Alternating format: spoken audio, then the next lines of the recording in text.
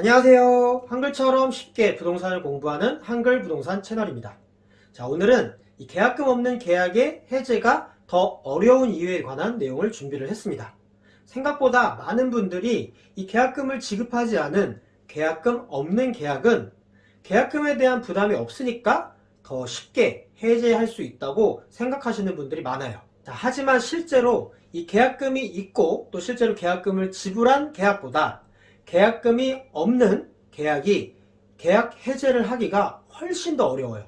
자, 이유는 계약이 일단 성립하게 되면 계약 당사자는 마음대로 계약을 해제할 수 없는 것이 원칙입니다. 즉, 내가 계약 해제를 하고 싶어도 상대방이 안 돼, 끝까지 계약 이행해 라고 하면 나는 그 계약을 해제할 수 없게 되는 거예요. 끝까지 그 계약을 이행할 책임이 따르게 됩니다. 자, 그럼 이 계약금이 있는 계약하고는 어떤 점이 다를까요?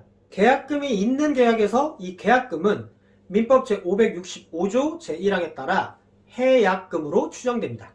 자, 그래서 당사자 간에 다른 약정이 없는 한 이 당사자의 일방이 이행에 착수할 때까지 계약금을 낸 사람은 그 계약금을 포기하고 계약을 해제할 수 있습니다. 또 이 계약금을 받은 사람이 계약을 해제할 때는 이 계약금의 배액을 상환하여 계약을 해제할 수 있습니다. 자, 이렇게 계약금은 해제할 수 있는 권리를 남겨두는 작용을 하는 이 해약금이 되는 거예요. 자, 그래서 만약 이 계약금을 치르고 그 계약에서 벗어나야만 하는 사정이 생기게 되면 그 해약금 조항에 근거해서 계약을 해제하고 그 계약의 구속력으로부터 벗어날 수 있게 되는 겁니다. 단, 이 해약금 조항을 이용해서 계약 해제를 할 수 있는 기간은 당사자의 일방이 이행에 착수할 때까지만입니다. 그런데 이 계약금이 없는 계약은 이런 해제권을 유보하는 작용을 하는 해약금이 없기 때문에 마음대로 계약 해제를 할 수 없게 되는 거예요.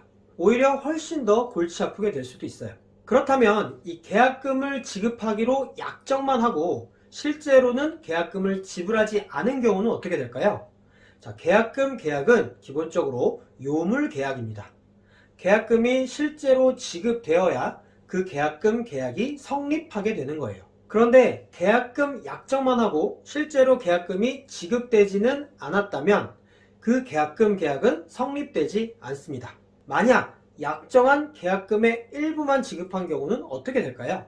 이 내용에 대해서는 교부자가 계약금의 잔금 또는 전부를 지급하지 아니하는 한 계약금 계약은 성립하지 아니하므로 당사자가 임의로 주 계약을 해제할 수는 없다라는 대법원 판례의 내용이 있습니다.